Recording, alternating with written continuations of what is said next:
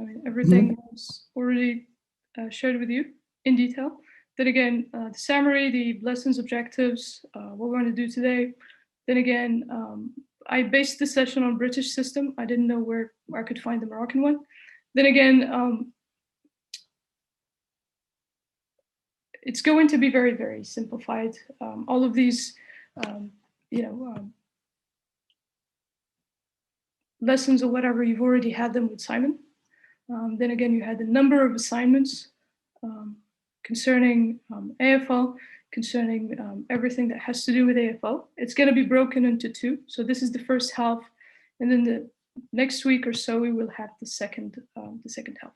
Again, if by any chance you can hear me or anything, just let me know so I could stop, or send me something somewhere. Great. Then again, the first half of the discussion that you guys are supposed to do as a self-reflection is to work on questions 1 and 2. The first question, what is the greatest achievement that you have? So what are you most proud of in terms of the impact you have on your, or you have had on your students? So here I'm talking about those who are teaching in general, not just in the English for All program, but in general. Then again, the impact that you had on your colleagues, your friends in the ELT program, or the people that you work with. Then again, for those who joined us this month because they're having another teaching program at the ASO, again, this is a general question for you guys, so feel free to go through it however you would like to. Then again, the second question is concerning professional relationships.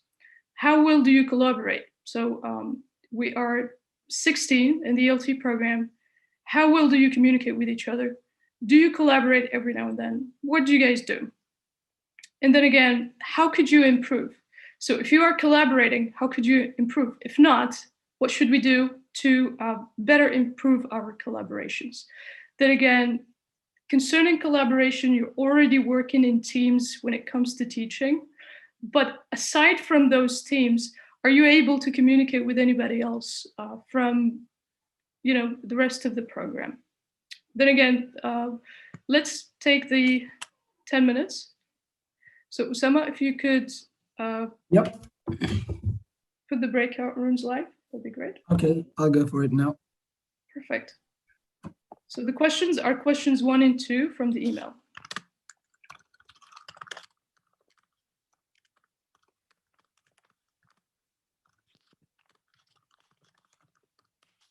Oh, email. Yeah. Perfect.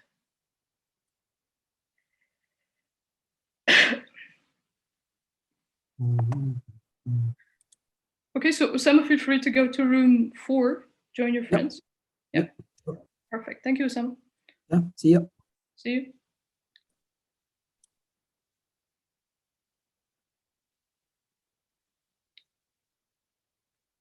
Okay, so Walid, can you please join your room? You are in group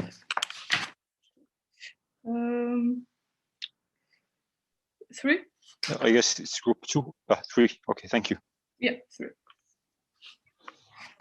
Perfect.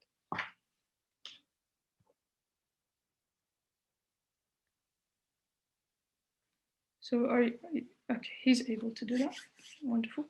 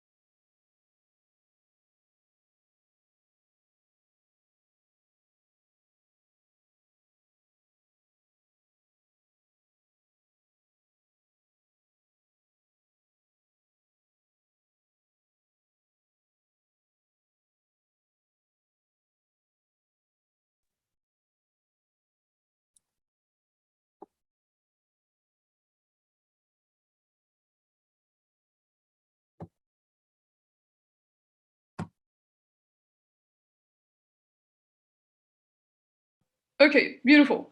I had a quick spy session on you guys. Well, it was pretty nice to hear what you guys had to say. Right, did you have time to assign a spokesperson to give us Yeah, we did. You didn't? I will. Yeah, I will. We did.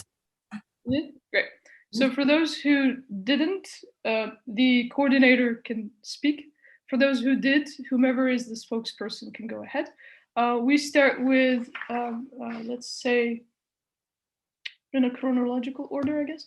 Not in a. Let's start with team one. Yeah, the first team. The coordinator is Mariam. Yes, I will speak. You will speak. Okay, so we discussed a lot of things actually, but the thing that we are like most of us are proud of is the impact we have on our students. The way we encourage them to interact and connect inside the classroom quickly, believing that making students feel comfortable will make them learn better and faster. Another thing is the energy we notice in our students inside the class, looking back and comparing it with the very first sessions and realizing that we helped our pupils build new skills, overcome different difficulties and so on.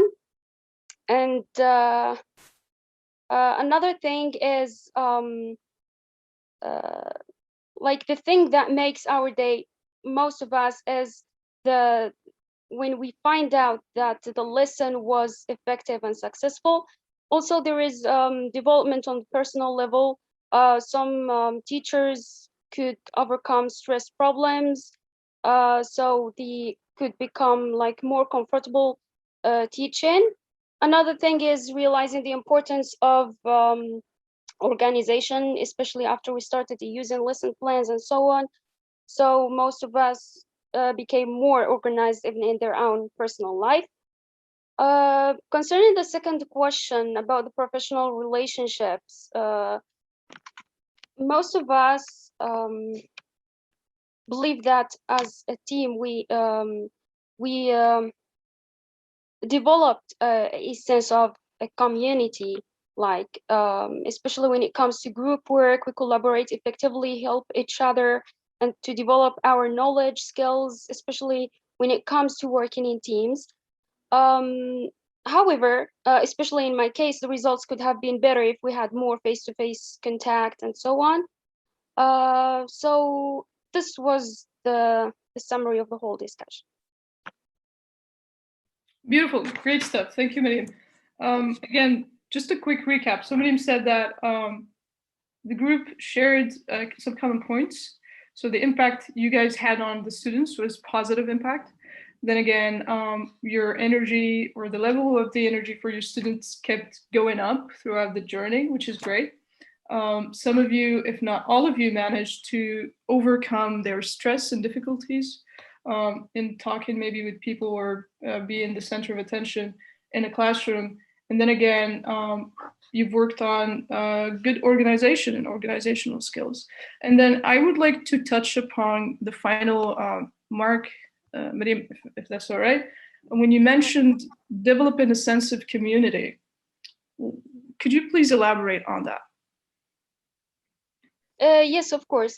Like we understand each other more, we can work effectively when it comes to teams. Like when comparing like the way we work now with the very first sessions, we can notice like a huge change in the way we like interact, the way we treat each other, how we can work more effectively.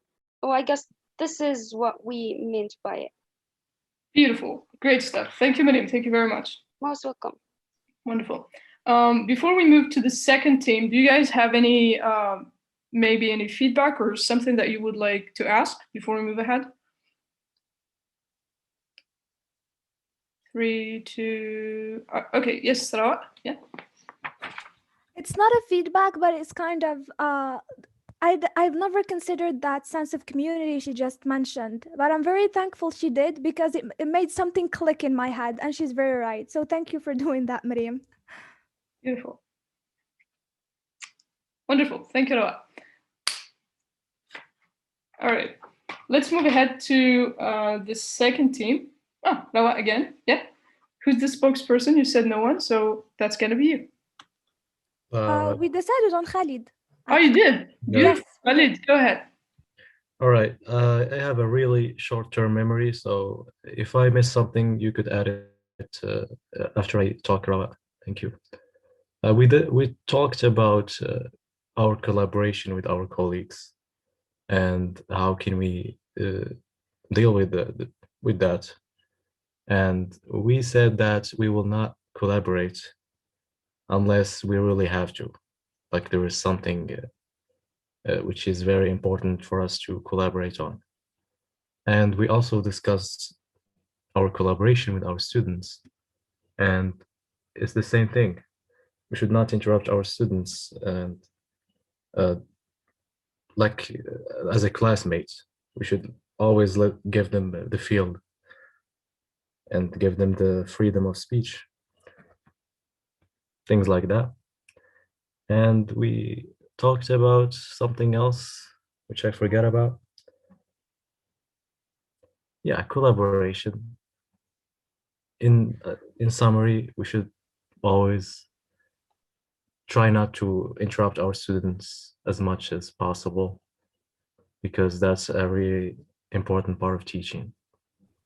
Thank you. Yes.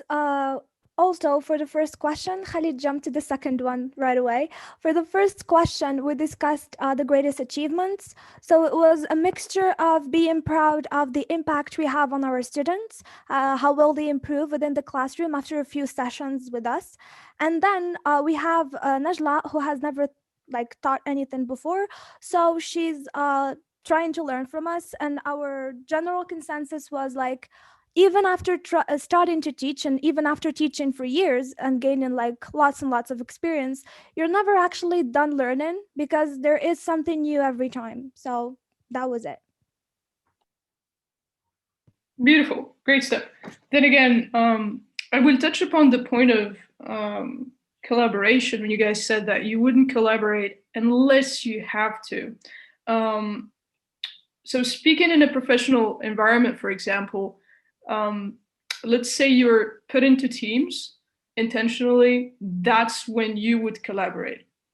However, if you are not assigned groups or teams, for example, are you not going to take the initiative to create a sense of collaboration or get the ball rolling, as we say, when it comes to whatever professional task you would have?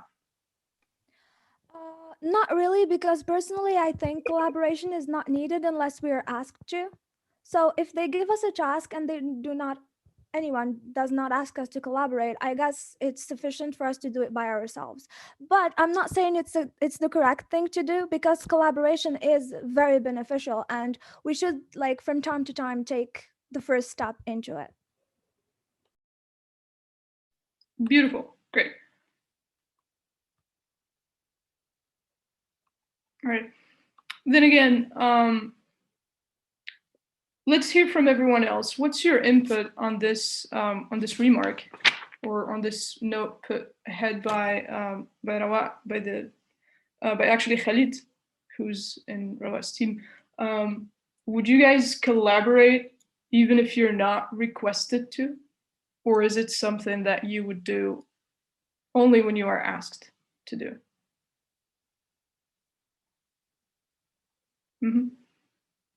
Yes, Mary? I personally don't collaborate unless I have to, but there was a point that was discussed in the breakout room, and I forgot to share. One of the members said something that I found really beautiful. I guess it was Mustafa. He said that he and Aida became one teacher in two different in two different bodies. So that was really beautiful. I mean, collaboration is something nice, especially when the members of the team are they build a connection, and they agree on different things. I guess it can be a lot beneficial. Beautiful. Great stuff.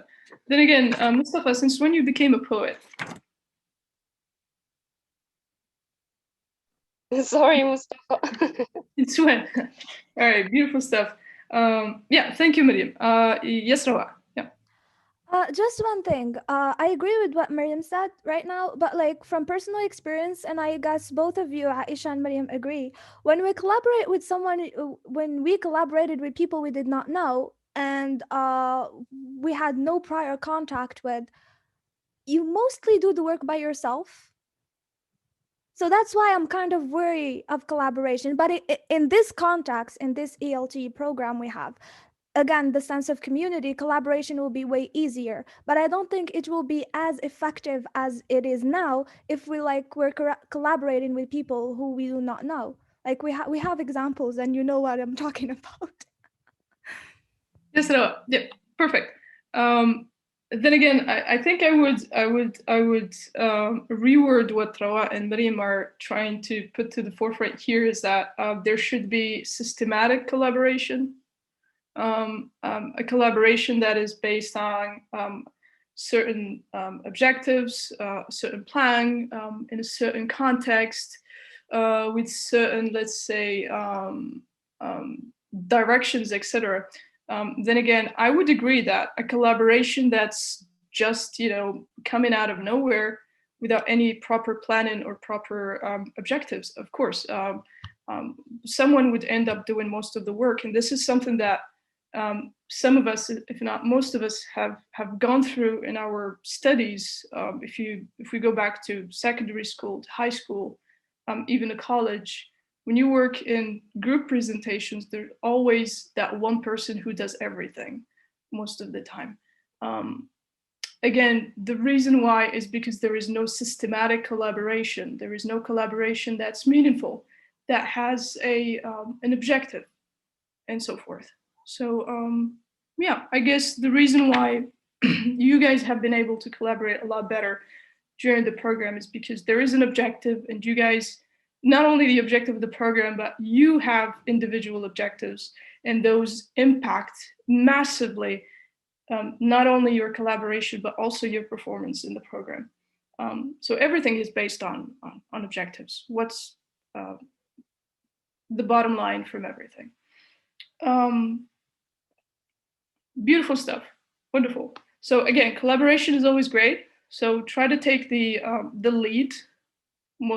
Sometimes at least, try to take the lead when there is no proper systematic collaboration. Try to do it yourself. Try to make that small difference within a team. Again, if it's impossible, there is nothing wrong with that. Again, we had an experience where somebody had to give up collaboration because there are two people who couldn't communicate. However, if we look, for example, at Aida and Mustafa, they're really doing an amazing job working together. Again, Saad with, I guess, Yusuf, and Mohsin with Shema. Again, y'all are doing a very beautiful job working together and collaborating. Great. Let's move to the third team. Khalid, no question about you, Isam and Usama. You're doing great. Yes, team 3. Yes. Who's that? Team 3, that's Isam, Mohsin, Saad, and Walid. Who is the spokesperson? I'm going to be speaking. Yep, go ahead, Saad. So we all as well agreed on the positive impact that we all have on our students. Seeing students come, as Isam said, no matter how the weather is like, seeing students eager to share their points and be enthusiastic to learn and participate, it is something that is really good. The second thing which I didn't think of until Miriam has mentioned it is the progress of how we handle our stress in the classroom, because when I think of the first session and now, I can see or notice a huge difference, a positive difference. I've improved myself a lot. The second question concerning the professional relationships, I think we all have worked hand to hand with their colleagues. Some of us helped their colleagues to get better and improved. Some of us did assignments that their colleagues couldn't do. We every time try to remind one another to do the stuff that we have to do. That's it. Beautiful, great stuff. Then again, Saad, you've touched upon the points of the positive impact you guys had on students, which is great. The English for All program is a volunteer program, and then people coming regardless of how the weather is actually a big thing. And I'm sure that if anybody hears this, they will be like, these guys what are they saying? This is crazy. But in our context, when they actually do that, it really means a lot. It really means that you guys are doing an enormous work within your classrooms, and you are doing your best and bringing the best of the energy that you have into each class. And then again, I'm really happy that you guys have mentioned overcoming stress again. This is a major element and a major key point in you being teachers. Because in a classroom, you cannot be stressed, you cannot be scared. You are there to support your students, you're there to be of service to them. So how are you going to be of service to someone if you are scared of them, or if you are nervous that you're standing in front of them? So I hope that by the end of, not by the end, but I hope that very, very soon, the notion of stress would be non-existent for you guys when you stand in a classroom, whether it's for the first time, the second time, or the millionth time. All right. Then again, collaboration, beautiful stuff. And I also appreciate the fact that you guys really ask each other questions and help each other with, again, concepts and assignments and so forth. Though it's nothing official on our shared group or via email, but I hear stuff here and there. You guys are doing really, really well, working together and helping each other in going through this program from beginning until now. Beautiful. Then does anyone have a remark or would like to add something before we move to the next team? Okay, beautiful. Let's move to team 4. That's Usama and Sosa and Hind and I.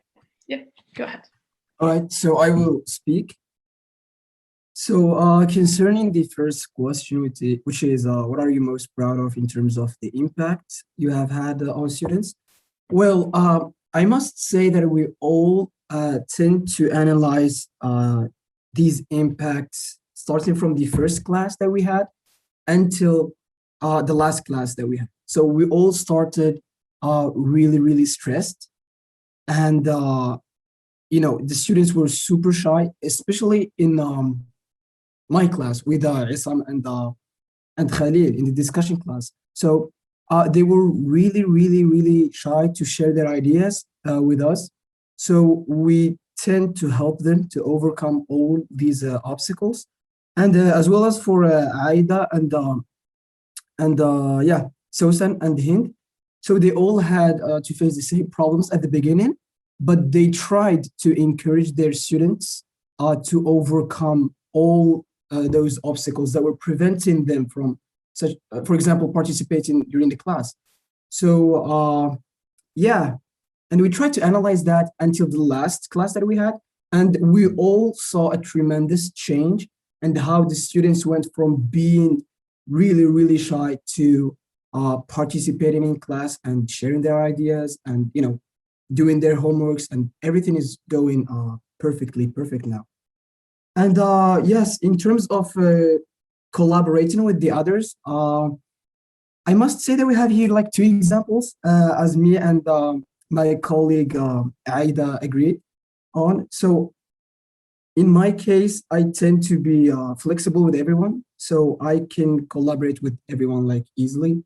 So in our discussion class, we don't have any problems, you know, me, Sam, and Khalid. And for Aida, she said that sometimes there are some problems, but they tend to fix them like really quickly. So there isn't a big impact on the students, so they can notice everything. And yeah, everything is going smoothly now, I suppose. And yeah, that's it. If you have any question, I will be more than glad to answer. Beautiful. Great things again. Well done, Mustafa. Then again, I really appreciate the fact that you guys, I mean, group 1, 2, 3, 4, everyone, you have shared the exact same, let's say, answers. That is not a bad thing. That's actually a very good thing. It means there is a sense of unity even in the objectives that have been attained or are you guys are trying to attain. Then again, the impact you've had on students, the energy, and then overcoming the obstacles. For instance, as Osama said, students could be very shy. So that again is a great obstacle. When a student is shy, when a student cannot speak, that would not only affect them, but it would affect the entire classroom. It would affect your work as a teacher.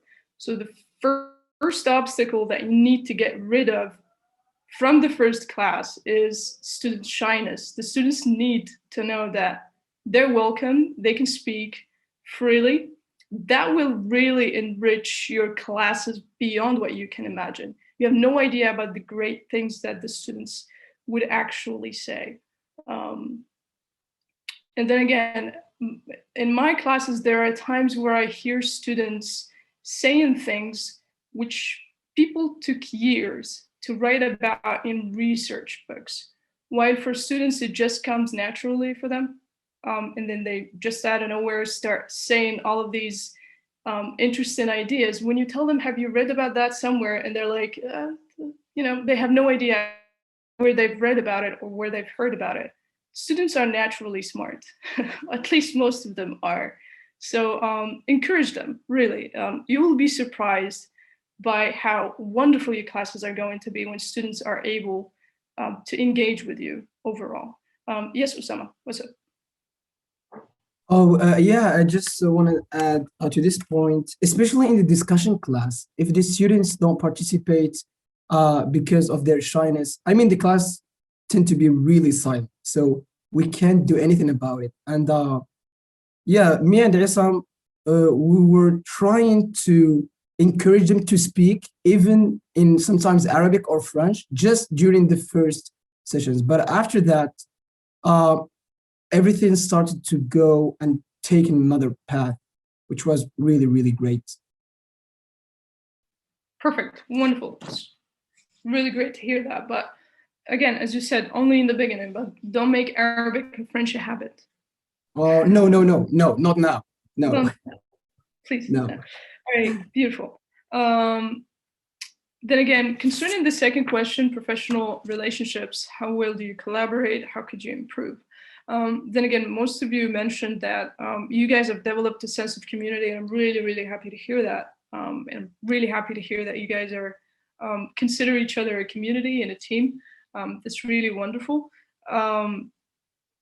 But is there anything that you would like to add on how to better improve, not just in the program, but how can you take this kind of sense of community, or whatever we could call this skill, into the outside world, into your work life, into your master's life or a PhD in the future? How can you take these outside of the program? Have you thought about that? Ever? Yes, no. You just mentioned systematic collaboration. I guess it will be very beneficial to apply that outside of the program. In my case, like if we work on other workshops or anything, I will take into consideration the fact that our collaboration should definitely have objectives, plans, and should be set within a specific context. Otherwise, it will not make sense. And it did not make sense before. But I guess with this systematic collaboration, it will be way better.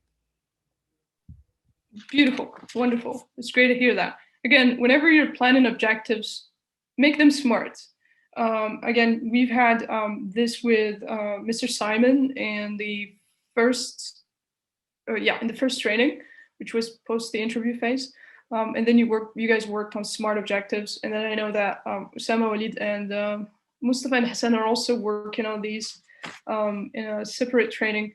So if you guys have any problems with smart and writing smart objectives, again, we're going to do that at some point in the next session. But feel free to get in touch with the 4 people that I mentioned. They know a lot about that. Beautiful, great stuff. All right. Let's move now to the second half of the reflection, questions 3 and 4. So Usama, while I am sharing these, could you please prepare the breakout rooms again? Yep, same members? Yep, same members. Only this Okay. time 15 minutes. How much? 15 minutes. Okay, perfect. Thank you. Then again, third question for the second half of this self-reflection is, what would you say are the main barriers to your continued professional learning and development? What's hindering you in general? And then 4, when you try a new approach or idea in the classroom, how do you know if it's working?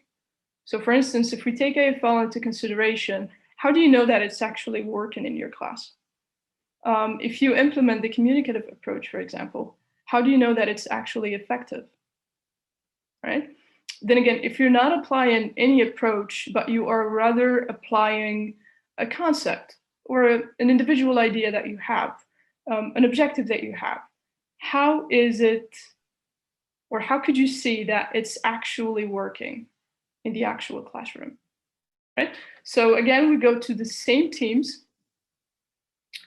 Again, this time you guys are gonna have 15 minutes. So Usama, if you could put the breakout rooms live, that would be great. So I've added Fatim Zahra Misawi with group 4 because she wasn't here. Group 2, could you add her to team 2? Team 2. Okay, so team 2 will be 5 people. Is that fine?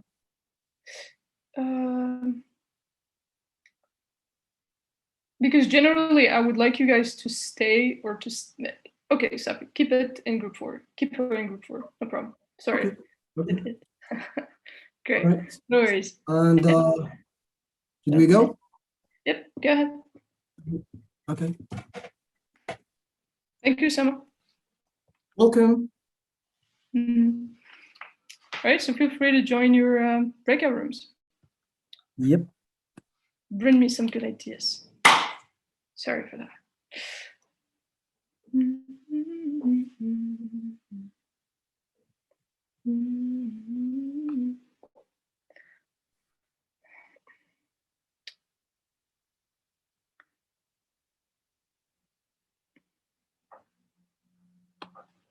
So Mohsin, if you could join your room, that's 3. Oh, he's not here. Okay. He's coming back. Usama, join your room. You don't need to stay. I'll take care of whatever. Okay. They are all 5, 5, 5, 5, 5. So should I just go? Join which group you were in. It's group 4. Okay, 4. All right. I'll go there. Okay. Great. I'm going. Bye-bye. Bye. See you. Yeah.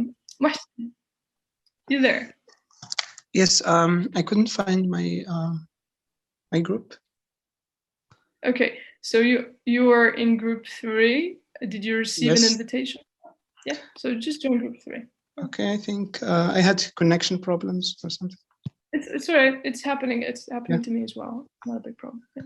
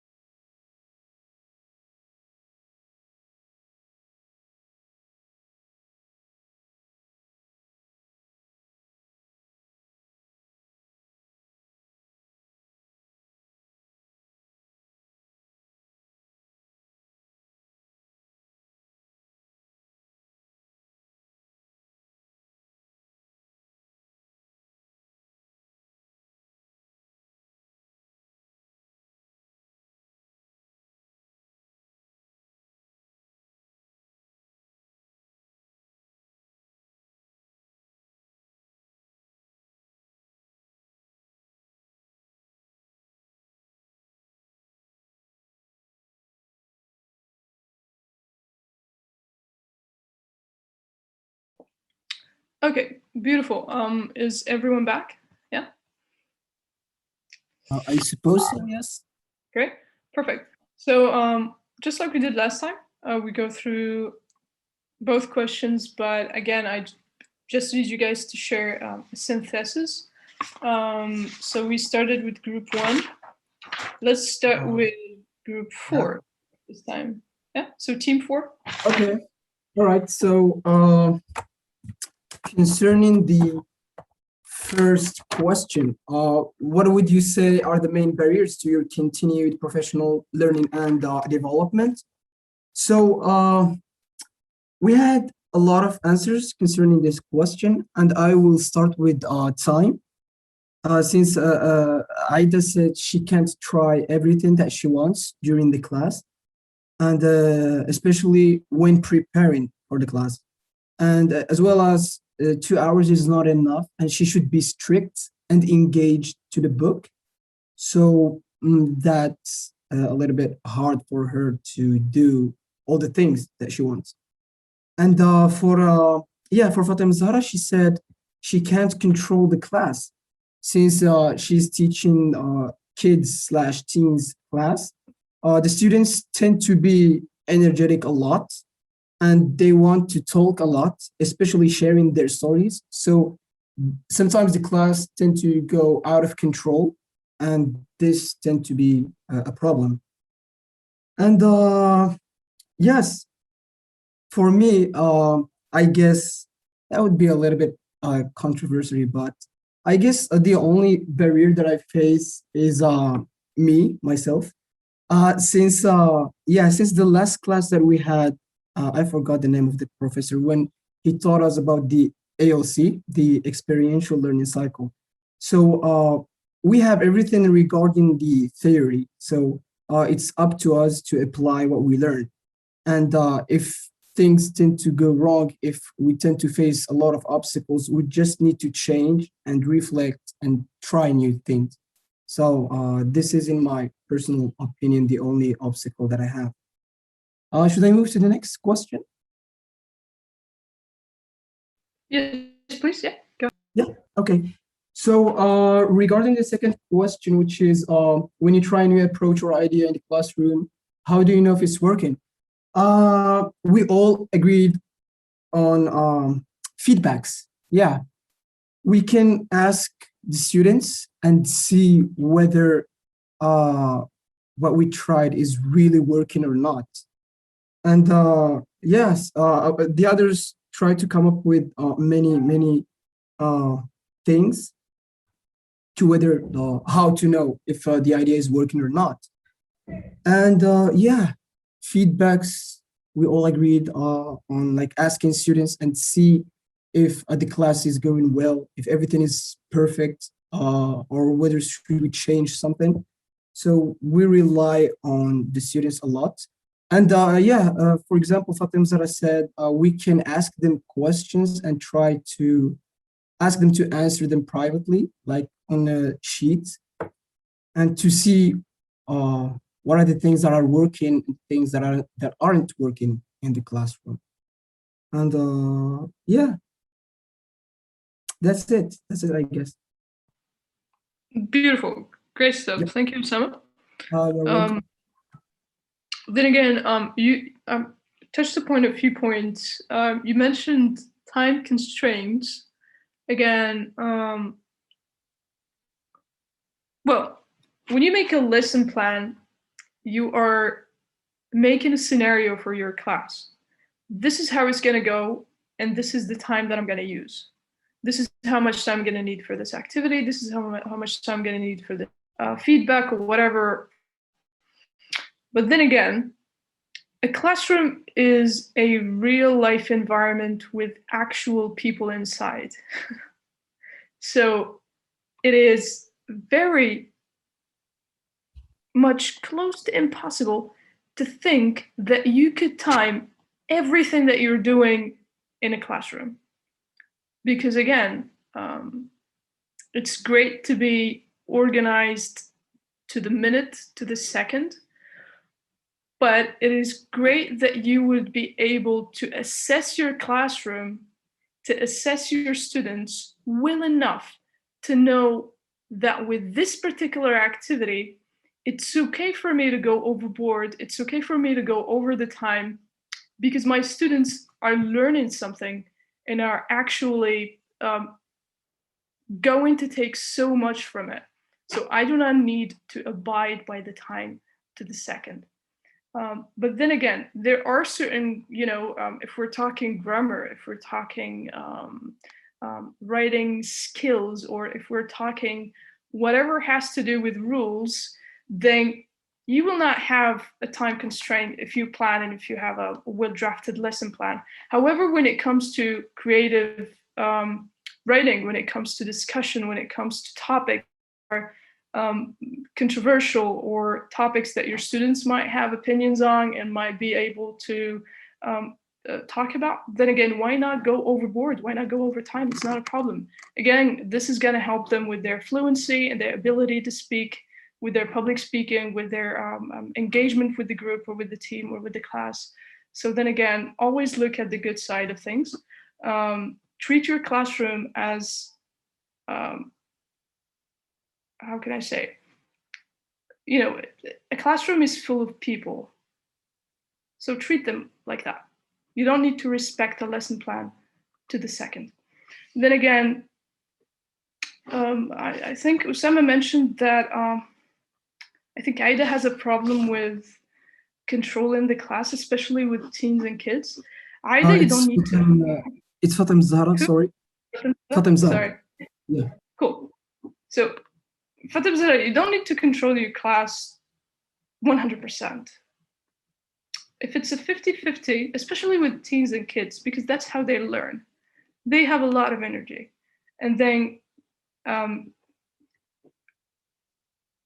you need to have a lot of energy. And that would drain you in a way. But again, planning the lesson to the second is great. Try to work with them in terms of what they like, especially with the teens. I think the teens are the easiest group to deal with because all of the data that you would need, all of the things that you would be interested in teaching them in class are all available on social media. You would know how they think just by opening TikTok. And then you're going to know how you want to teach them and how you're going to teach them and what they're interested in. So all the data is already available online. So you don't need to tame them. Let them be energetic. But again, one thing, you should be assertive. Don't let them, yes, they should know that they have the right to be energetic. They have the right to learn in a fun way. But at the same time, there is a red line, which is respect. As long as they respect you and they respect their classmates, it's okay to have fun while they're learning. So Fatem Zahra, what do you think? Yes, all right, I will do that. I'm sure it's going to be very, I've worked with teens and kids before. And for me, in the very beginning, they were a nightmare. They were monsters.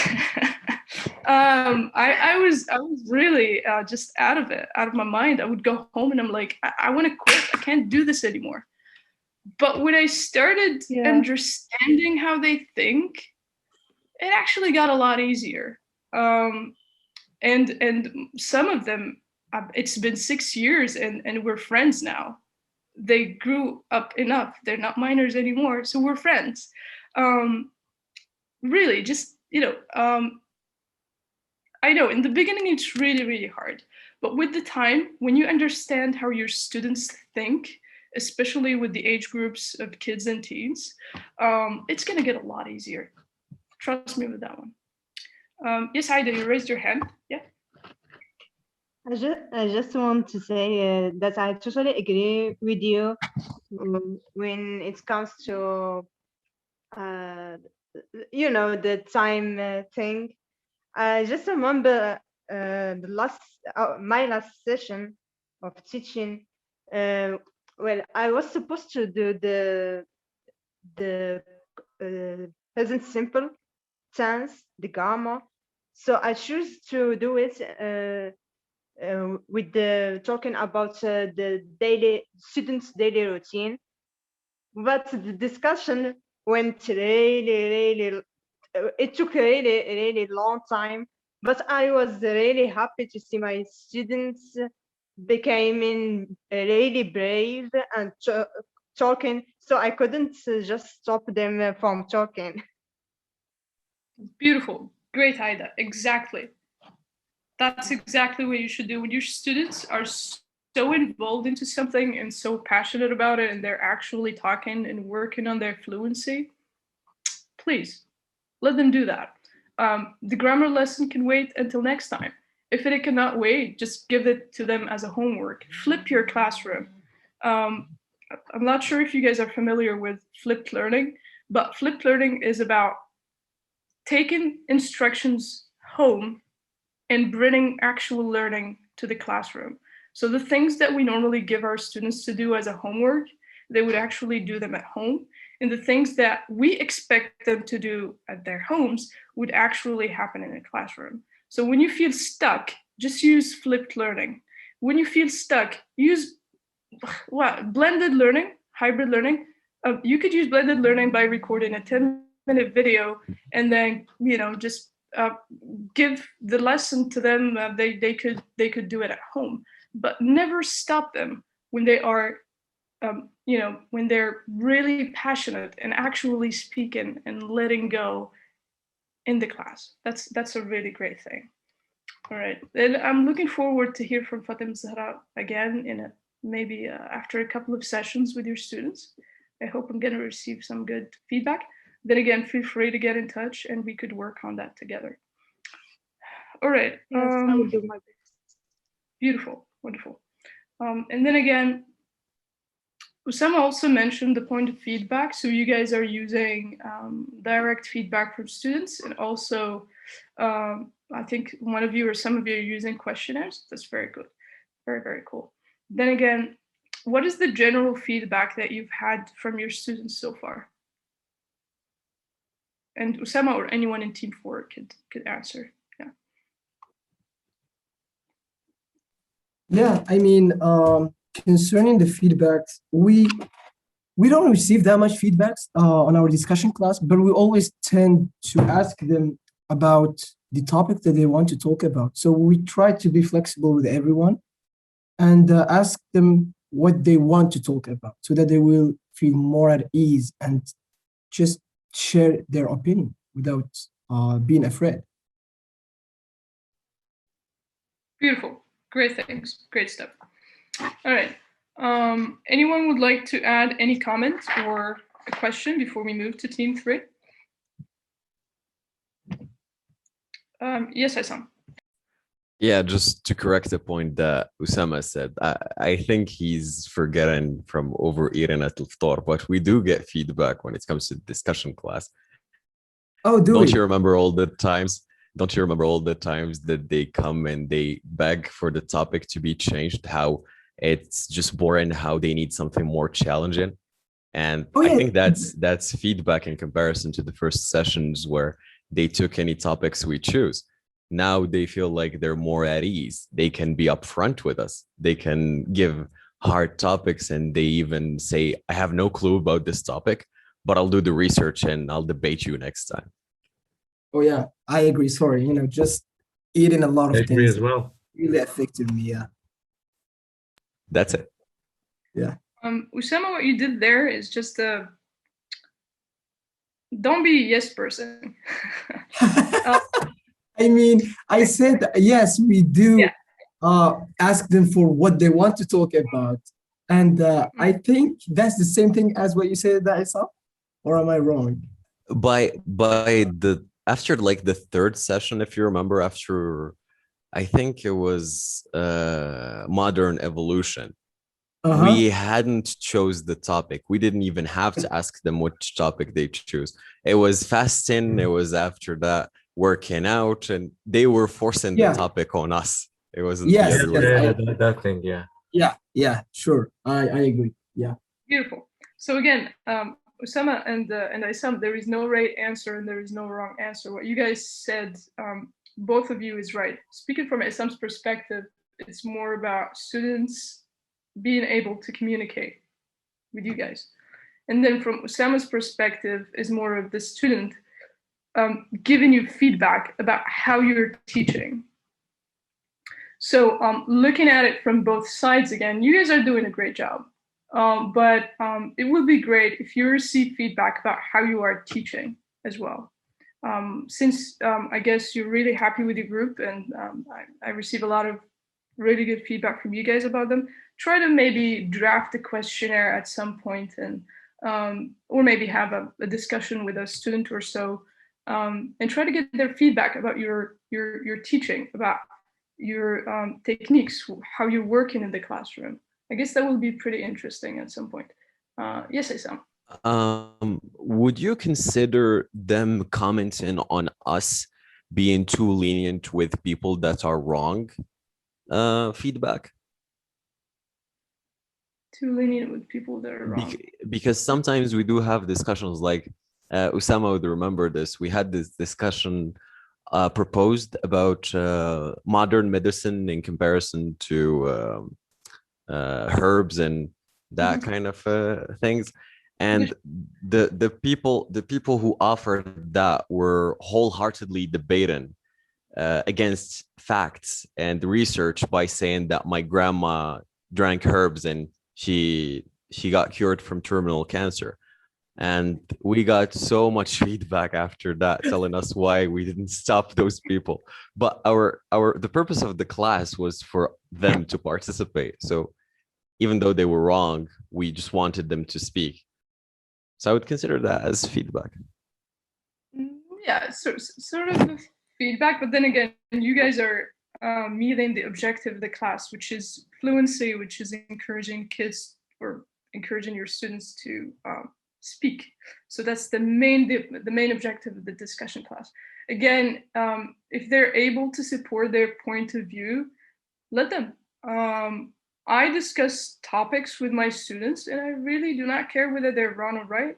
There is, when it comes to ideas, it's not black and white. Everyone has their own view about the world, and students are just the same. They also have their own views. If they want to bat on medicine, they can do that. If they want to say 1 + 1 is 4, they can do that. I don't mind. As long as they are practicing the language, as long as there is progress in terms of fluency, let them be. But I'm not going to say that they're right. I'm not going to give feedback that validates their viewpoint, but I'm not going to stop them from speaking. So I'll take it from the middle. Yes, Walid. Yeah. Yeah, just an idea crossed my mind concerning what Isam and Usama are talking about. Like, I believe waiting the student gives you feedback is not what are we doing, because we should ask for feedback, because if someone doesn't ask for feedback, so he doesn't care. And if, for example, if me I'm teaching a class and a student comes to me and give me a feedback and I didn't ask for that feedback, I might take it kind of not professionally, I would say, and I would consider him like not like something like negatively, and I take it negatively. But when I'm asking for it, the student themselves will feel free to answer or give honest feedback, because you are asking and they think it's totally fine to give you a negative feedback or a positive feedback. And I guess asking the students to give feedback is more sufficient than waiting for them to give us feedback. Because every session, like I would for me, if I'm teaching in a class, I would ask for feedback after each class. In the end of the class, I would ask for their feedbacks, and they can say it in the group or say it to me in person after the class. That's totally fine. So the point here is asking for feedbacks, not waiting for the students to give us feedbacks. Thank you. Beautiful, great. Then again, yes, of course, students are not going to give you feedback. Again, on both sides in a classroom as human beings. Again, I'm not treating classroom as something strict, but we're all human beings. Teachers and students have ego. And then again, every human being has an ego. And you don't want to go to a teacher and say, you were wrong, this is not right, you shouldn't do this, this is how you should teach. It makes absolutely no sense. At the same time, as a teacher, you cannot go to a student and say in the middle of, you know, a classroom, you are wrong, this is not how it should be done, you should change this, you should do that. Again, there is a way of giving feedback that's a lot more, I'm not going to say lenient, but would not make a student feel in a way ashamed in the classroom, make it fun. I tend to give feedback in a form of a joke. Again, most of the time it works. But again, if I feel that my feedback in class is not working, I'll take it outside. I'll wait until the end of class. I could have a chit chat with the student and it's going to be over. It's going to be fine. Students love when they talk to their teachers, especially when you give them a one-on-one time. Even the most, even the noisiest student, once you sit down with them, once they feel valued and valuable, they will listen. It's that simple. But again, there are extreme cases. We're not going to talk about that. But again, communicate with your students. And when you ask for feedback, yeah, asking for feedback at the end of the class is always a great idea. Again, you could ask about what should we do next time? Did you appreciate this? How was this topic? How was this? How was that? That will give you a sense of whether you have achieved your objectives in a way. But then again, maybe by the end of the course or by the end of the term or by the end of the year, give them something they would answer, like questionnaire or a form or whatever, so that you would maybe take that feedback later and work on yourself. Beautiful. We move to team number 2. So that's Rawa, Tamzana, Khalid, and Najla. Yes, who's the spokesperson? This time it's me. Okay, Rawa, again? No, it was Khalid, sorry. Yes, Rawa. Yes. We changed it. Don't All worry. right, yeah, go ahead. Okay, for the hindrances of that stop continued professional learning, we've discussed from my part technological resources, because I found it very hard that I have to take, okay, my laptop, okay, but I have to take cables and speakers and everything for my students to have like digital resources within the classroom. Khalid and Najla, I guess, talked about how they can't control the involvement and the boredom of the students. And if the students are generally uninterested in the class, it's a bit difficult to hone their engagement. So if the students is like doesn't really actually care about whatever you're saying, it's a bit hard to like get them back in track. For Safa, she said that she had students with special needs, and it can be challenging to track their progress. And I agree with her, because students with special needs need actually specialized classes and specialized training from the part of the teachers. So they can't just be mixed in with like normal abled people.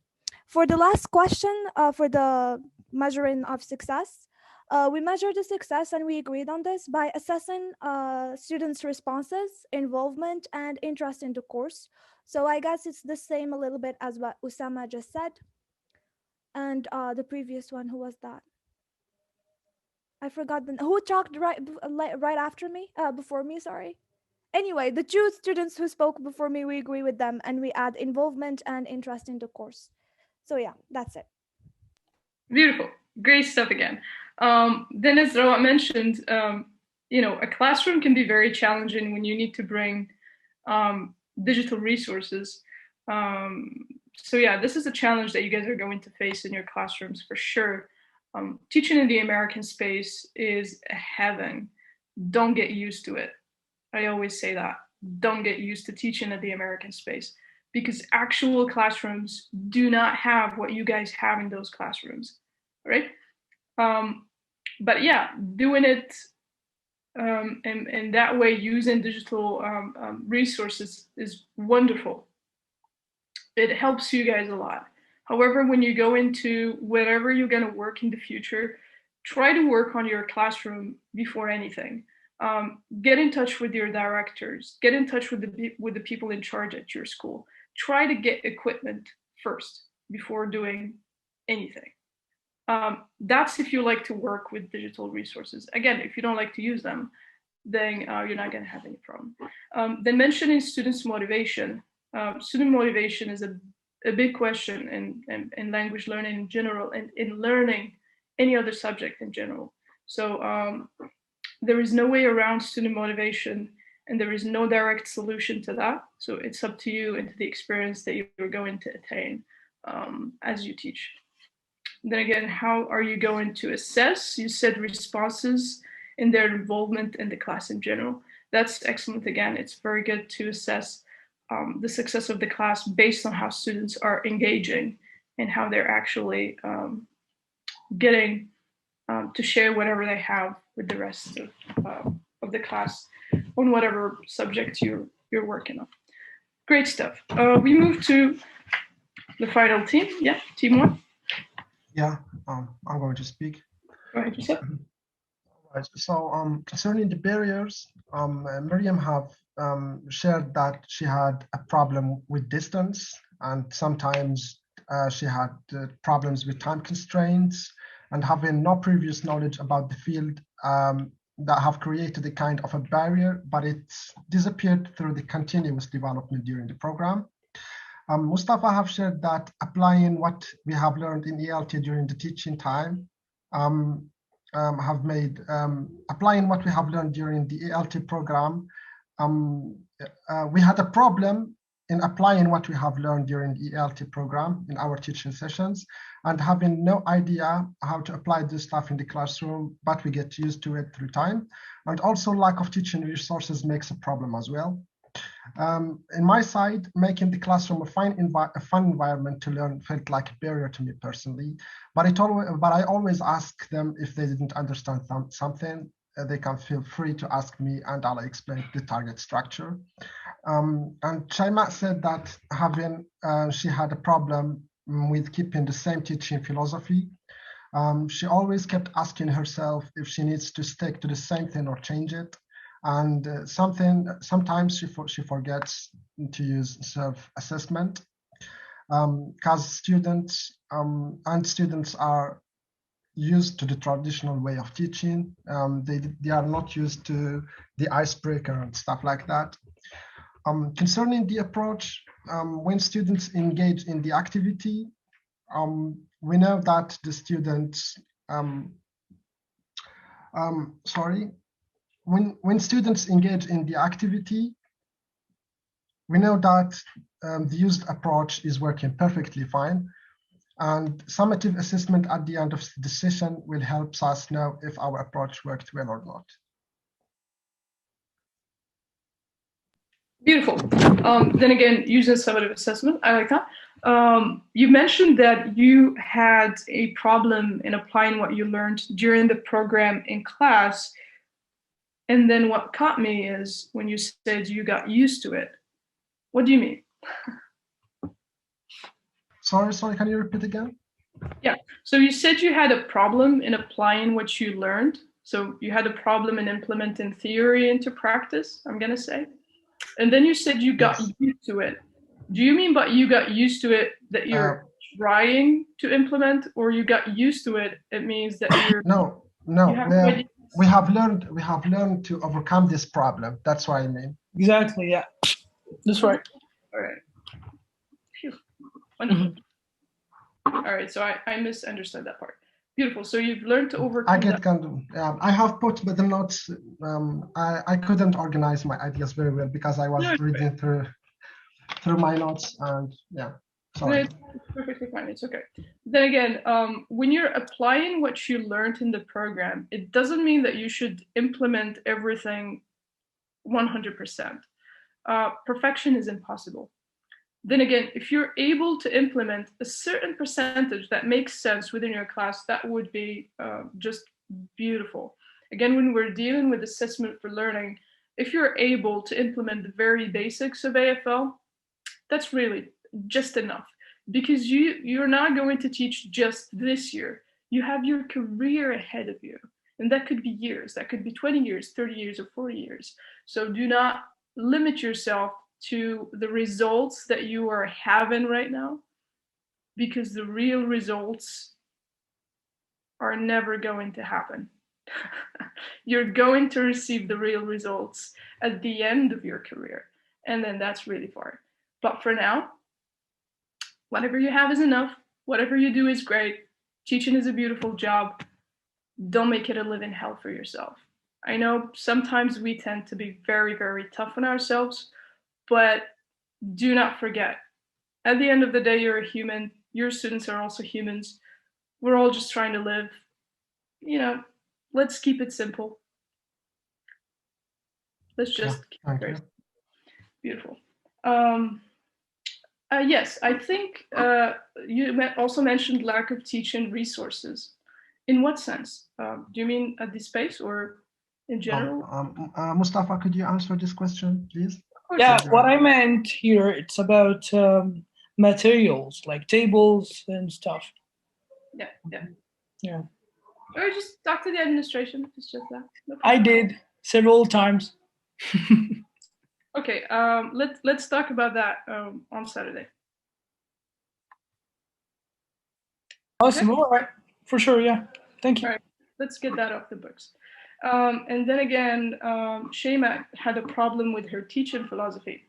Again, you do not need to have one teaching philosophy for the rest of your life. Again, the world changes. And today I'm going to use the grammar translation. Tomorrow I'm going to use the communicative approach. After that, I'm not going to use anything because none of them make sense. The world changes, and students also change, and you also change. The person you are today, you're not the same person tomorrow. There are circumstances within the classroom. So whatever technique or approach or method or just idea in general that would work for you in that classroom, in that specific situation, just go with it. But of course, having a general teaching philosophy is great. And with the time, it's okay to, keep adding things to that teaching philosophy, or maybe changing things, from that teaching philosophy. So yeah, you don't need to feel very stressed about it at this stage, really. Just go with it as it is. Okay, Shema, take it easy. And then you mentioned students are used to the traditional way. Could be.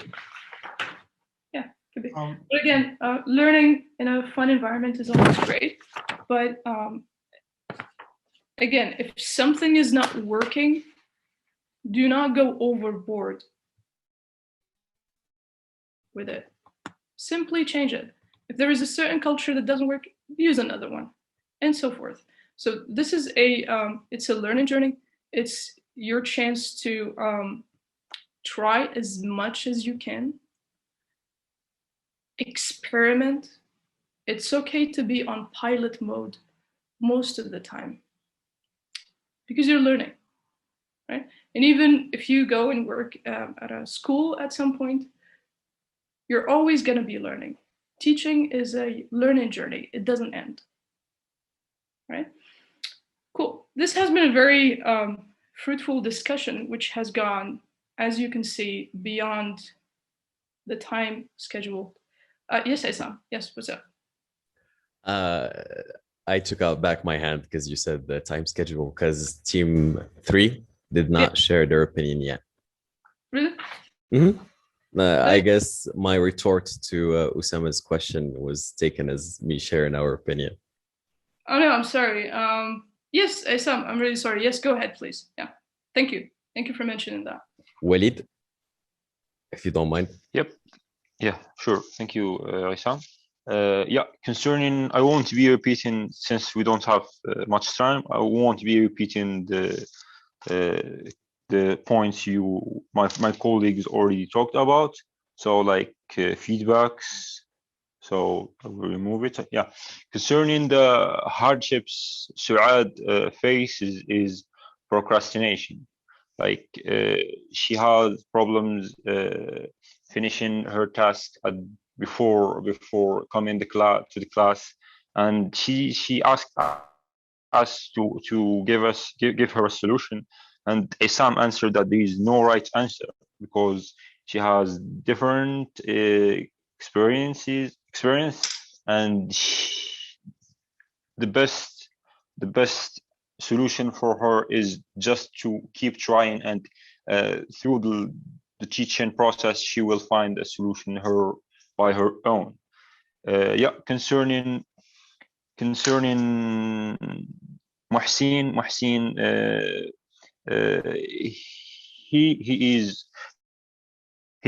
his hardships are like mainly is lack of motivation.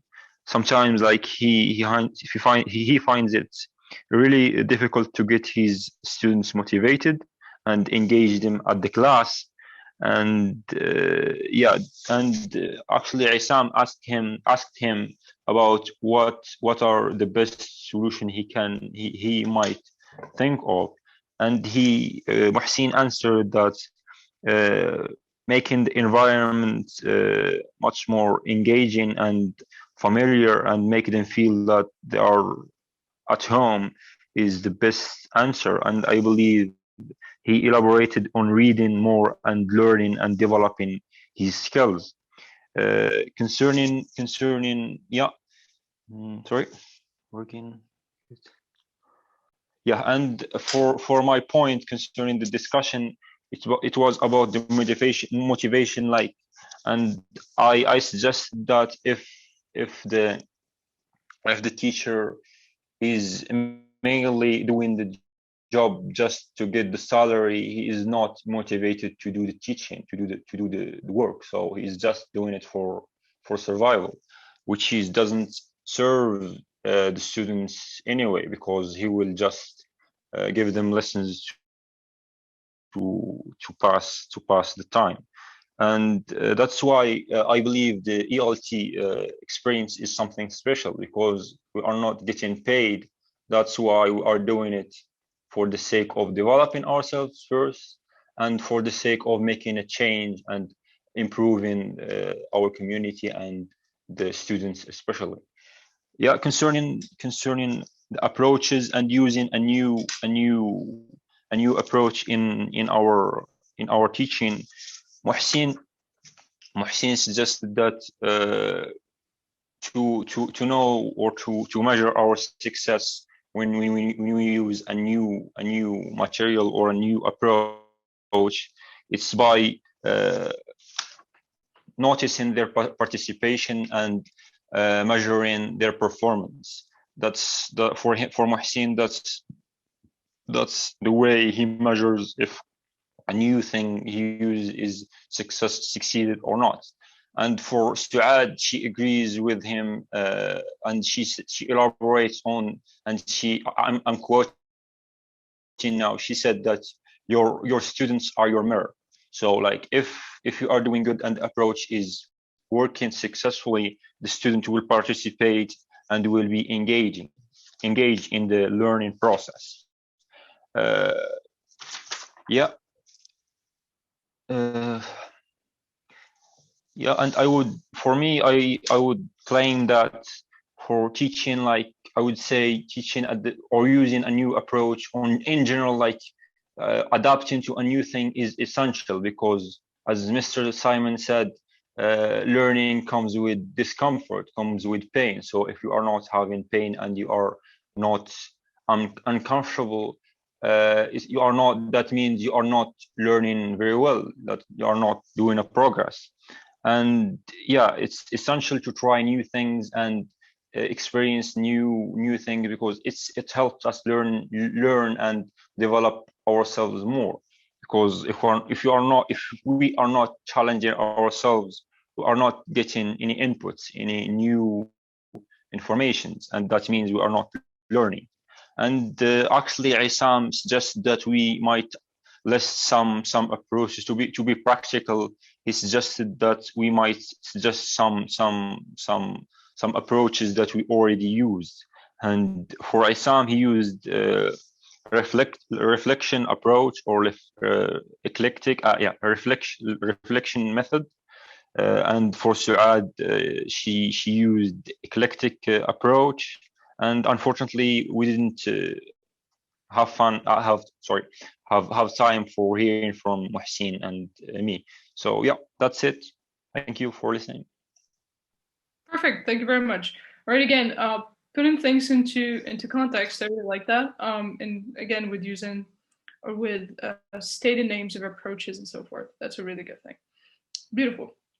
Again, it's great to get a general feel. As I said before, you guys are pretty much on the same page, which is great. Again, just a final question before we move ahead is there anything in particular that was different within your group? So again, in the instructions, I told you to find the common points, but was there a point that was different that maybe stuck with you up until this moment?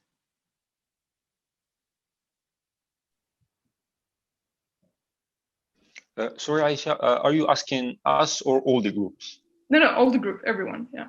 Okay, thank you. Thank you. Yeah. Yes, Yusuf, yes, go ahead. Yeah. I personally have a problem stuck to me until this moment, which is making the classroom a fun environment to learn. I believe Suad is making a perfect deal with this problem, but I'm not. I just go straight to the point, explain the lesson, and I honestly ask my students every time if they didn't understand something, I can explain it, but making some fun activities during the classroom is not my thing, but it's completely fine for me. And I believe that I'm doing a great job as a teacher so far. Beautiful. Again, depending on the group, depending on the people that you're working with, if you think that, or if you feel that using activities, fun activities in class is not needed, it could be. There is no right way, there is no wrong way, and yeah, your point is valid as long as as long as you feel that you're doing the job the right way, then yeah, it's perfectly cool. Yeah, because they say if you're making your classroom a fun environment to learn, people are more likely to engage in the activities and share their ideas. But I believe I'm meeting I'm meeting these objectives without making the classroom, without using fun activities during the classroom, and it's perfectly fine. Yeah. Mm-hmm. So yeah, pretty cool. Then again, it's a matter of character. People not everyone can use games in class. It again depends on the teacher, it depends on the students that you have, and it also depends on the environment of where you are actually working. Pretty cool. Yep. Any other point which you guys have found different that you did not share? All right, wonderful. Good to see that we're all on the same page, and it's great to hear your reflections. I really appreciate that. Then again, I'm gonna keep a hold of these reflections, and at some point, I'm gonna get back to you with something more work. Great. We move now to what is AFL. Again, I don't want to go directly into looking at the what do we call that? The definition, right? I need to hear what you guys have to say about AFL, or Assessment for Learning. I'm going to ask my friend Usama right there. Could you please put on the breakout rooms again, please? Yep, sure. Same students, same everything? Same group, same everything. Okay. 5 minutes only instead of 10 minutes. Just 5 minutes. 5 minutes. Okay. 5 minutes, and we are ready to go. Yeah, perfect. Then again, I need you guys to draft your own AFL definition. Okay. Go ahead and go to your rooms. Yeah. I'm going to send you a message on the group so that you don't forget the task. Draft a definition of AFL. Don't use the internet. Draft your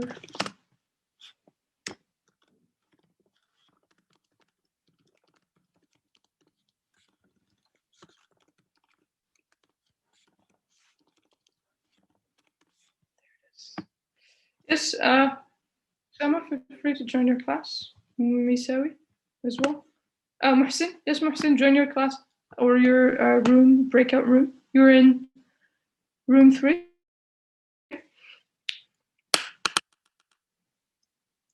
Mohsin, you there?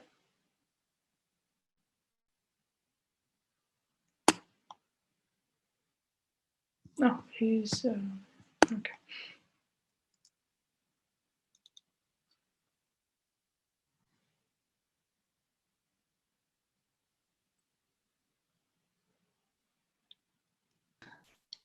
Hello. Okay. Hey, Mohsin, no problem. Join your room. It's number 3.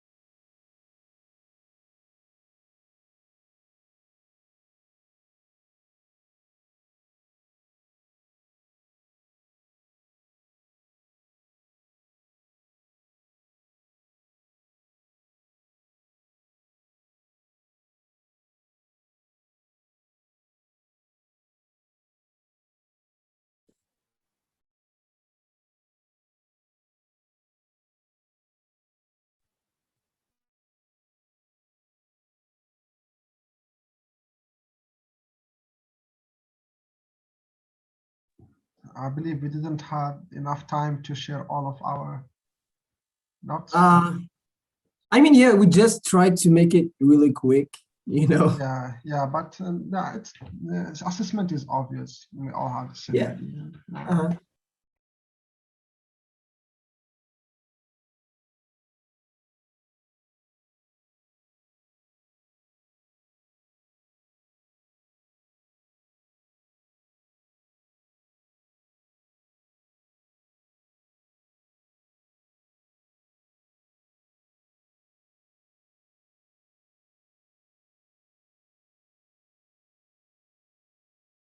I'm sorry, I think my internet again.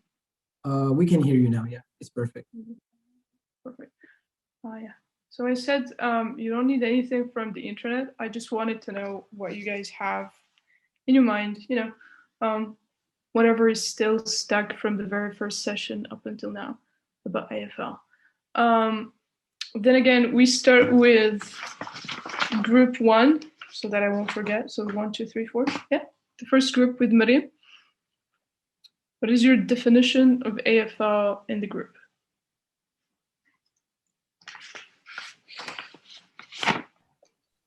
Normally, Shayma is the spokesperson. Yeah. Perfect. So Shayma? Okay. So we agreed that AFL assessment is a way to know how we are going to improve assessing student knowledge, and that there is 2 types of assessment, that there is formative and summative assessment.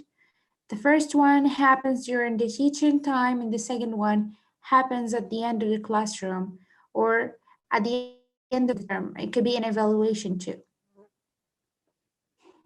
Beautiful. So what I got, did you finish, Shema? Sorry, am I interrupted? No, not at all. Yeah, I'm done. Yeah, perfect. So what I got from Shema is that assessment for learning is about how to improve students' performance. All right. So that's the major key element that I got from team 1. Beautiful. Team number 2. Najla and Safa, would you like to talk about what we discussed? Yeah, sure. All So right. I had no idea about what assessment for learning means, but through what Rawat said, assessment for learning means having a personal action plan and sticking to it during the effective collaboration process, where peer observation is needed to control the outcome of the class, And during this process, the teacher is in control of the observation process. Beautiful. So again, Ra, you're making students remember things by heart. Fada. Yes, I know it's a bad thing, but they weren't here, so we tried our best to like. Beautiful, great stuff, great stuff. But then again, I'm sorry, that was Safa, I guess. What she mentioned is that, or the major key element that I'm going to take from there is having an action plan. So assessment for learning is about having an action plan and knowing what to do in order to extract, if I can say extract, feedback or whatever from your students to assess the learning process. So yeah, having an action plan is very important. Beautiful. Group number 3. Okay. Hello, guys. I hope you're doing great. So, as we were discussing, Suad gave a great definition, which is a process where you keep an eye on your students' improvements. So we agreed all that it is a measuring learning. It is measuring learning as it is happening. It is a process whereby we make use of assessment to help students figure out where they are now, so that the students or the teacher can adjust the lesson or the learning experience in order to help them get as much as possible out of it, and making the most of the learning process. So, as an example, for example, a teacher can ask students at the end of the session, what questions do you have? So I think this is assessment for learning, and as we discussed. Beautiful, great things again. Very good, Marcin. Then again, what I attained from you for a moment is that AFL is a process, and then whereby you measure the learning while it's happening. Yes. Beautiful stuff. Great. And then we move to team number 4. Yeah. Hi. As we said, that assessments for learning is the everyday classroom practices that helps the teacher, and both the teacher and the students. It helps the teacher to know what the student need to learn, to know the students' weaknesses, and it helps the students as well to know what they didn't understand and how to improve it. Okay, great stuff again. So what I gained, or what I took note from you, is that AFL helps the teacher know the students' needs, where they're lacking and where they need improvement. Beautiful stuff. Then again, the 4 teams so far, you have given 4 kind of separate definitions of AFL. What is assessment for learning? Then again, I'm going to ask you to go back to the breakout rooms, and I need you to think about some of the points that I'm going to mention right now, and then I need you to make a literal definition of AFL. You do not need to mention any details, like a formative assessment or examples or whatever. If you could make 1 or 2 sentences of your own defining very clearly and concisely what you think AFL is. So the 4 teams, for instance, the first team, you said AFL is on how to improve students' performance. Team 2, having an action plan. Team 3, it's a process, measuring learning as it's happening. And then team 4, help teachers know their student needs. So you guys gave 4 different definitions, but they're all interconnected. Then again, I'm going to invite you to go back to the breakout rooms and then give me a very concise and direct definition of AFL in your own words. No need for Google, no need for your notes, just your own words. So Usama, if you could help me here again. Yeah, 5 minutes. sure. Okay, Another 5 5 minutes.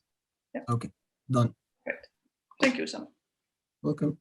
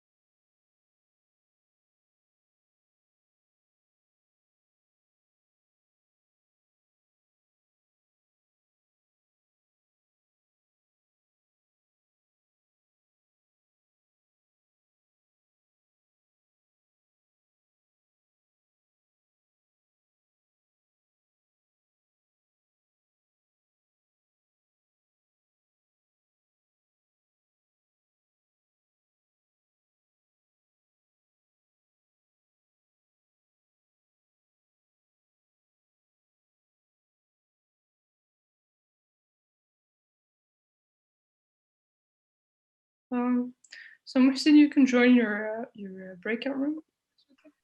Okay. Yeah.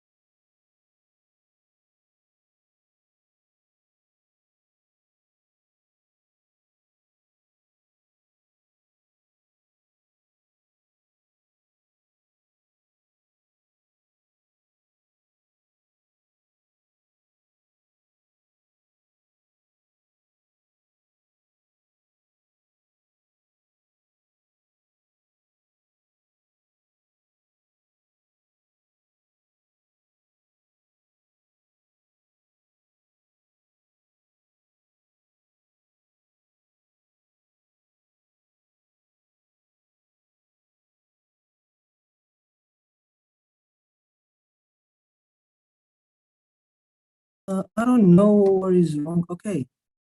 Okay.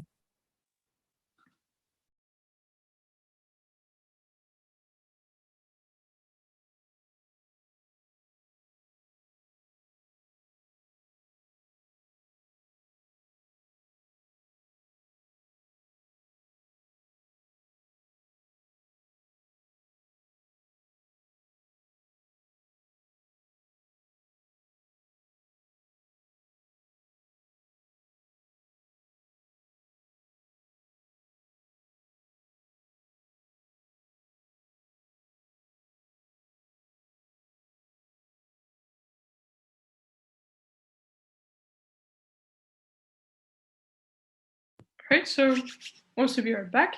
Great stuff. Again, let me hear the, let's say, upgraded definitions. We start with group 4. So, Sama? Okay, yeah, sure. So, assessment for learning is the everyday classroom practices that helps both the teachers and students' performance as well throughout a concise action plan. Beautiful. So, everyday class practices or classroom practices. Very nice. Okay. Team 3, sorry, going backwards. Yes. So what we did, we just simply broke it word for word, assessment for learning, which is basically a non-stop appraisal. In other words, sizing up and measuring our students' progress and our own as teachers, while keeping a critical mind when it comes to the material used inside and outside of the classroom. All right, beautiful things.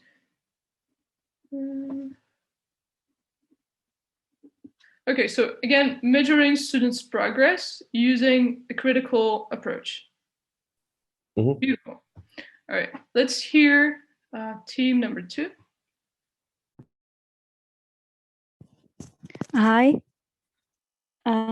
So for me and Safa, it's the first time we hear about AFL.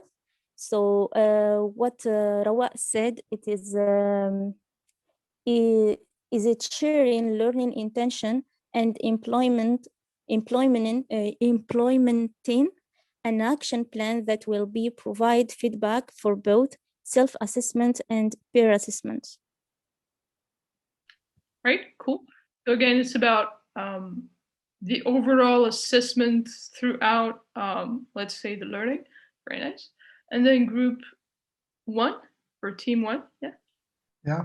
So, assessment is basically a teaching method which helps us get feedback in order to help us as teachers to improve ourselves and also get feedback to improve our students' performance. Beautiful. So assessment for learning is about getting feedback to improve. Wonderful. Yeah, to improve both us as teachers and our students. Great, wonderful. Then again, what you guys have shared so far has really made or makes a lot of sense onto what is AFL. Again, everything that you guys said is very simple and to the point.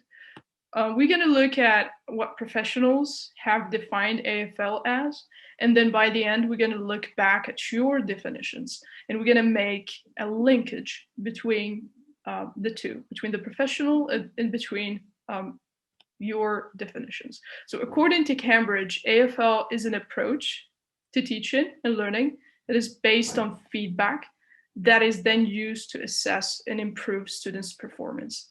Again, as you look at this definition, there are keywords that you guys have mentioned: feedback, assess, improve, and performance. So you guys are well aware of what the objective of AFL is. Then again, I'm sorry, Professor, I have a question. Yes. Sorry to cut you off. Yes, go ahead. Yeah, so I want to ask you about this assessment. Does it concern only assessing students? Because when it comes to this definition, they don't mention anything about teachers. So does it involve assessing ourselves as teachers as well, on only students or only students? Beautiful. Again, the main objective is to, or your main objective as a teacher is the student. It's not your own self. However, logically speaking, in a classroom, when you're teaching, of course, you are assessing the students, but at the same time, you are assessing yourself. Because everything, all the feedback that you're getting about the student, the person who's actually going to change and who's actually going to make an effort to help the student is yourself. So automatically you are assessing yourself in the process as well. So it goes both ways. Yeah. Then again, I wasn't going to mention this, but let's mention it and go step by step. I'm sorry that I am going beyond schedule, but this will be the last section.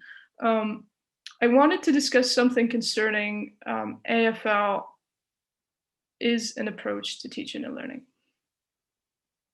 Then again, sorry. I want you guys to kind of know the difference between approach, method, procedure, and technique. These are elements that you are going to face at some point, and it's very important to know the difference between these four concepts.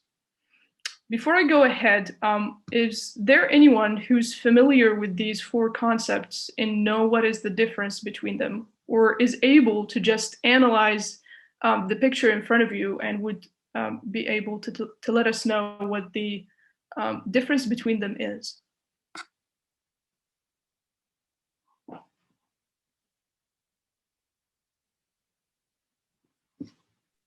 Yes, Hassan. Yeah, so from my own understanding, I would say, and I don't remember which professor used to use this term, but I'm quoting, basically stealing without giving the right to them. But the approach is the umbrella under which falls all the rest, which is method. Method would be the person, and the procedure is the personality of the person. And then there's the technique, is the way how he shows that personality. So the approach is the way, like the basis that we're gonna start from, the starting point. The method is how we're gonna achieve that, what is our goal and how we're gonna achieve that.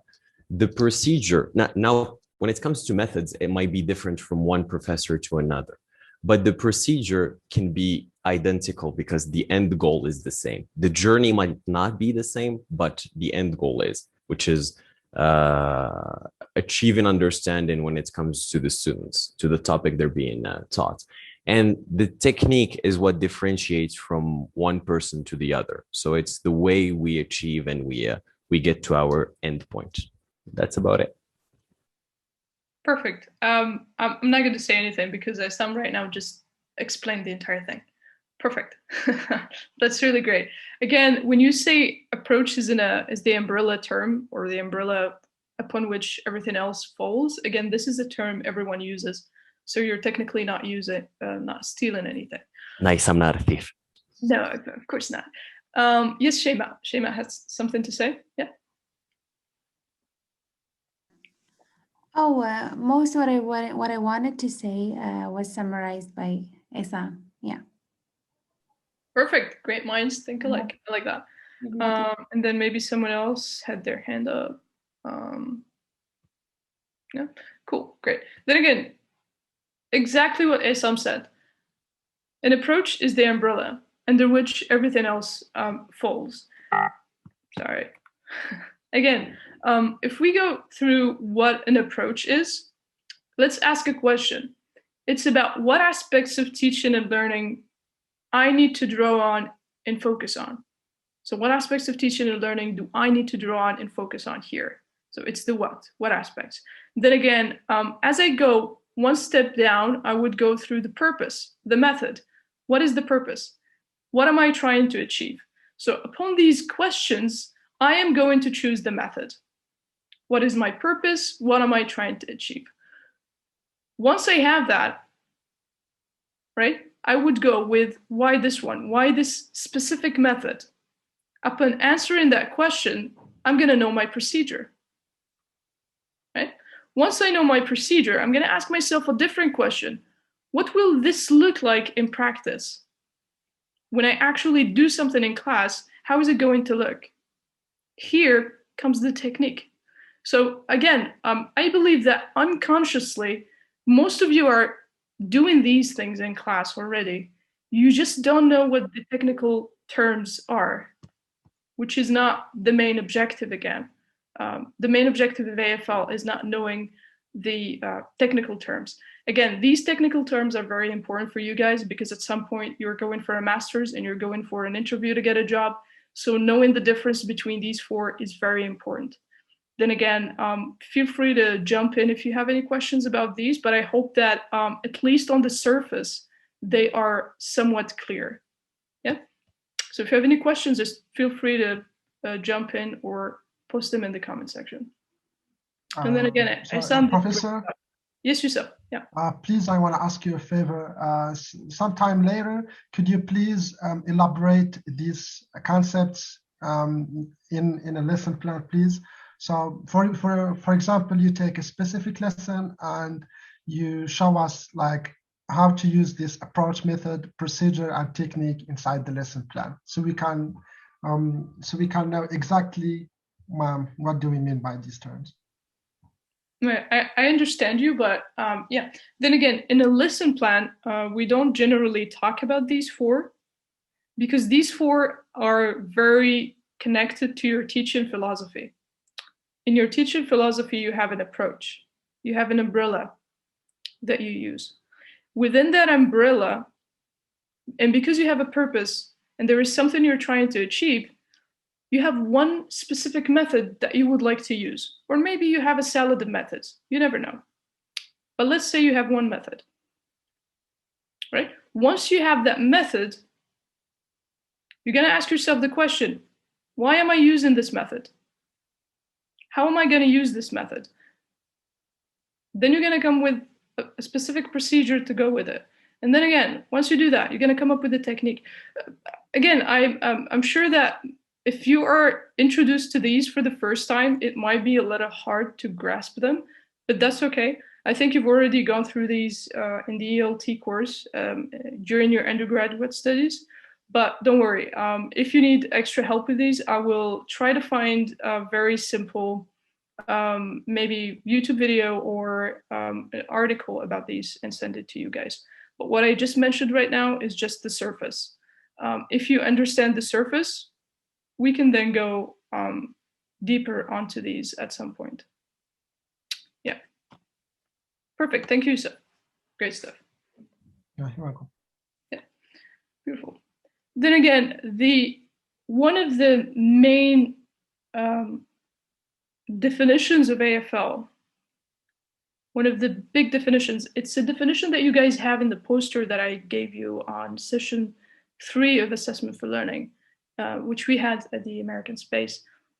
Assessment for Learning is the process, and all of you mentioned that AFL is a process. It's the process of seeking and interpreting evidence for use by learners and their teachers to decide where the learners are in their learning, where they need to go, and how best to get there. Then again, this portion right here is really just sums it all. AFL is about where the learners are in their learning, where they need to go, and how best to get there.